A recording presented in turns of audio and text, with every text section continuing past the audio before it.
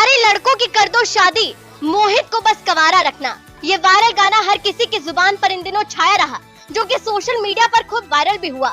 लेकिन अफसोस, अब मोहित कंवारा नहीं बचा है, क्योंकि 7 समंदर पार करके रशिया से वेरोनिका अब मोहित के पीछे पीछे भागकर भारत आई और हमेशा हमेशा के लिए यहीं की होकर रह गई। वेरोनिका के प्यार का जादू ऐसा चला कि मोहित अब कंवारा न बचा। दरअसल मामला है उत्तर प्रदेश के प्रतापगढ़ का, जहां के रहने वाले मोहित से रशिया की रहने वाली वेरोनिका को प्यार हो गया और 12 फरवरी को दोनों ने हिंदू रीति रिवाज से शादी कर ली।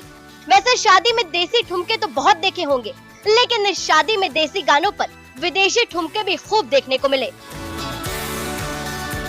ये दिलचस्प कहानी है रूस की रहने वाली वेरोनिका और प्रतापगढ़ के रहने वाले मोहित की, जो एक दूसरे के साथ काम करते करते प्यार कर बैठे और प्यार शादी तक पहुंच गया।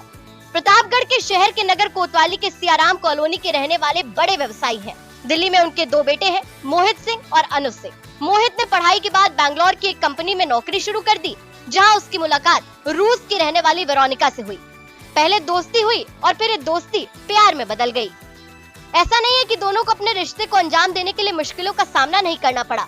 मोहित की माँ को इस शादी से ऐतराज था और मोहित ने भी कह दिया था कि अगर माँ नहीं मानी तो शादी नहीं होगी। फिर क्या था, वेरोनिका ने अपने प्यार का जादू मोहित की माँ और अपनी सास पर भी चला दिया और आखिरकार प्यार की जीत हुई।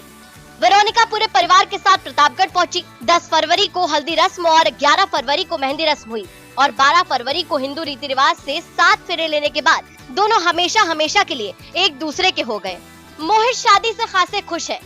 ये मेरे ऑफिस में थी, मतलब ये बाहर की क्लाइंट थी, तो ऐसे ही हमारी ऑफिस में जो बातें होती थी वैसे ही ईमेल पे जो भी ऑफिस के पर्पज़ है, तो बाद में हम बातें करते रहे। फिर उसके बाद एक मेरे होने वाली थी कहीं पे, बट उनसे हुआ नहीं, तो फिर मैंने इनको वैसे ही पूछ लिया था कि शादी के लिए। तो फिर ये पहले तो एग्री नहीं हुई, बाद में ये आई फिर मुझसे मिलने बैंगलोर में। इन्होंने एक डिसीजन लिया कोरोना टाइम में आने का।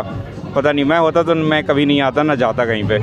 तो ये आई, फिर तो जब ये आई तो मैं मिला इनसे।